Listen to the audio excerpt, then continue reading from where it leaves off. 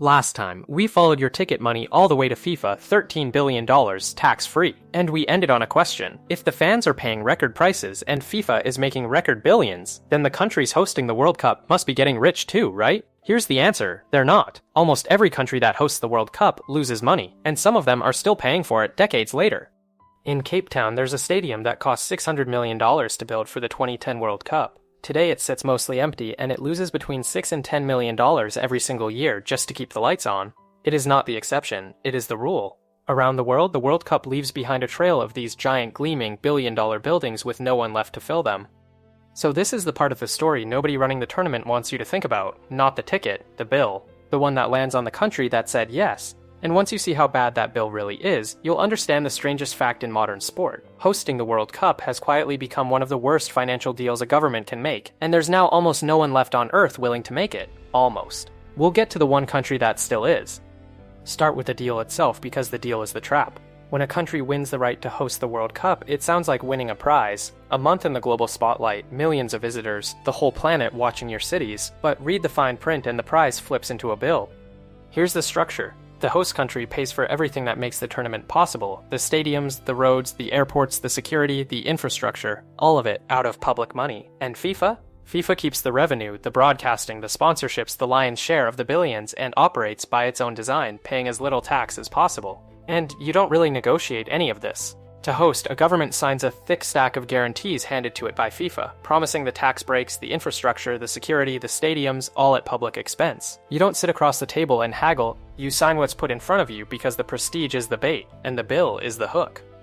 Think about what that actually means. You spend tens of billions of your own citizens' money to build the venue, someone else walks in, runs the show for a month, takes the profit, and leaves. And what you're left holding isn't a prize at all. It's the maintenance bill on a dozen stadiums you never needed for the next 30 years. Most economists who have studied past tournaments reach the same conclusion: the long-term return almost never justifies the spend.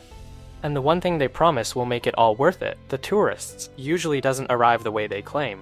Host governments sell the World Cup with dazzling projections, millions of visitors, hotels overflowing, the economy roaring for years. But study after study finds that boom is largely a mirage. The soccer fans who fly in often just replace the regular tourists who deliberately stay away, scared off by the crowds, the inflated prices, and the chaos. The visitors get shuffled, not multiplied. The roaring economy they sold you turns out to be the same economy wearing a jersey for a month. And if that sounds abstract, it isn't. It has a body count of bankrupt budgets and rotting buildings in country after country. Let me show you the graveyard. There's a name for these stadiums. Economists call them white elephants. The term comes from an old story about a king who would gift a sacred white elephant to someone he wanted to ruin, an animal so expensive to feed and care for that the gift itself slowly bankrupted whoever received it. It is the perfect word for a World Cup stadium, and the tournament builds them like a factory. Start in South Africa. For the 2010 World Cup, the country spent around $1.8 billion building and renovating 6 stadiums. The crown jewel was Cape Town Stadium, $600 million, 55,000 seats built for a handful of matches. Today it's largely abandoned, bleeding $6 to $10 million a year. A monument that costs a fortune just to stand there empty. And here's the cruel twist, Cape Town already had stadiums. This one was built essentially for the tournament, in a spot with no major team to inherit it. 15 years later, the city is still arguing about what to do with it, because even tearing it down would cost a fortune. You can't afford to use it, and you can't afford to get rid of it. Then Brazil. For 2014, Brazil built or rebuilt 12 stadiums for about $3.4 billion. The most infamous sits in Manaus, deep in the Amazon, a world-class arena in a city with no major team to fill it. After the tournament, it sat half empty. It has reportedly been used as a parking lot for buses and even for children's birthday parties, a $300 million stadium hosting a kids' party. That single image is the whole problem in one frame, and Brazilians saw it coming. In the year before the tournament, massive protests broke out across the country. Ordinary people marching against billions being poured into FIFA-grade arenas while their hospitals and schools fell apart. They were promised world-class stadiums. They got them. The hospitals are still waiting. And then Qatar, the most extreme example in history. Qatar spent a reported $229 billion around the 2022 World Cup, roughly 16 times what Russia said it spent in 2018. Sit with that number. $229 billion for a tournament that lasted about a month. They built stadiums in the open desert and pumped air conditioning onto open-air fields. They built new metro lines, new roads, almost an entire new district for 28 days of football. And the moment the final whistle blew, several of those stadiums began being torn back down, their capacity cut by more than half, because the country had no real use for venues that size ever again. They didn't build stadiums to keep. They built a stage for a month and then started dismantling the set. Look at them side by side. South Africa, abandoned. Brazil, bus parking. Qatar, dismantled. Different countries, different decades, different continents, the same exact outcome every single time. This is not a string of bad luck, this is what the deal does. And before you tell yourself this is a modern problem, a soccer problem, it isn't. It's older than that, and the proof is the most famous financial disaster in the history of hosting anything. In 1976, the city of Montreal hosted the Summer Olympics. The budget overran by an almost unbelievable 720%. It left behind a deficit of around $922 million, which, with interest, ballooned to roughly $3 billion. Here's the part that should stop you cold. The city of Montreal did not finish paying off the debt from a one-month sporting event until the year 2006. 30 years. An entire generation of taxpayers paid for 2 weeks of games their parents watched. The stadium they built earned a nickname locals still use, the Big O. And that scar never healed, because here's the detail that ties the whole story together. When the 2026 World Cup came looking for host cities, Montreal was asked, and Montreal said no. The city formally withdrew, citing a lack of funding. 50 years later, the memory of one mega event was still enough to make them walk away from the next. That is what these tournaments leave behind. Not a legacy, a warning. Now, here's where most people get it wrong. You might be thinking, okay, so they overbuilt. Just plan better. Build smaller stadiums. Be smart about it. But that's the trap inside the trap, because even the careful hosts lose. The losses aren't a planning mistake, they're built into the model.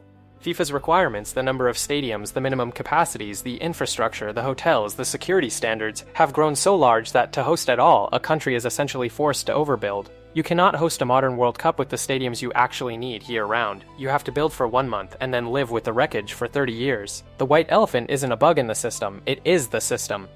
And this isn't ancient history repeating, it's happening right now in one of the richest regions on Earth. Canada is co-hosting just 13 games of the 2026 World Cup. Not the whole thing, 13 games. And its own budget watchdog estimates that will cost taxpayers over $1 billion. That works out to around $82 million per match.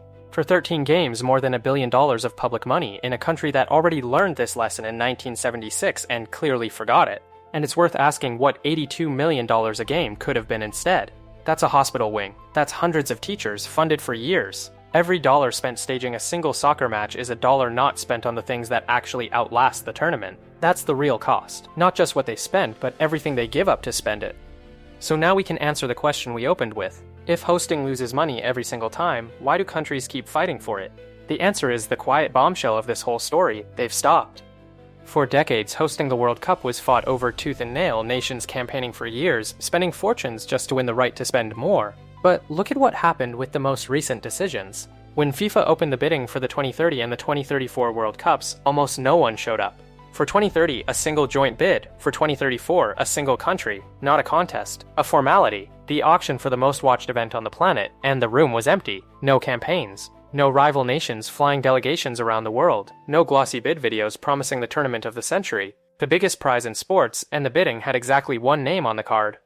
That's the real headline. The world's most prestigious sporting event has become so expensive, so lopsided, so obviously a losing deal, that the line of countries begging to host it has dwindled down to almost nothing. Think about how strange that is. There was a time when hosting the World Cup was a symbol of arrival, proof that your nation had made it onto the world stage. Now the smart money does the math, sees the graveyard, and quietly takes its name off the list. The prize stopped looking like a prize, and the fight just ended.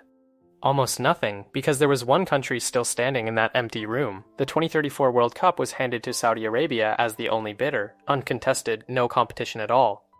And Saudi Arabia is not planning to do it cheaply. Estimates put the cost of their World Cup at over $150 billion, 15 stadiums, 5 cities, much of it built from scratch. So sit with that for a second. We just spent 10 minutes proving that every country that hosts this tournament loses money, that the buildings rot, the debts last decades, and the rest of the world has finally walked away. And into that empty room steps Saudi Arabia, volunteering to spend $150 billion to do the one thing everyone else just learned not to do. Which leaves us with the only question that matters. Saudi Arabia is not naive. They have the best financial advisors money can buy, and they have surely seen the exact graveyard we just walked through, so they already know they won't make the money back. Which means they're not doing it for the money at all. They're buying something else, something a stadium can't show you on a balance sheet, because a World Cup isn't just a tournament, it's a stage. For 1 month, the entire planet points its cameras at you, and you get to tell the world a story about who you are. Modern, powerful, open, unstoppable. That's not something you can buy with an ad campaign. There's only one way to get it. And for a country with more money than almost anyone on Earth, $150 billion to rewrite how the world sees you might not look like a loss at all. It might look like the cheapest part of the plan. And that what a country actually buys when it spends $150 billion on a tournament it knows will lose money is the whole next chapter. Subscribe, because next we follow that money into Saudi Arabia and show you exactly what they're really paying for. It is not soccer. A stadium in Cape Town losing millions a year, empty. A debt in Montreal that took 30 years to pay. An $150 billion bid from the only country left who still wants in. The World Cup was never the prize, it was always the bill.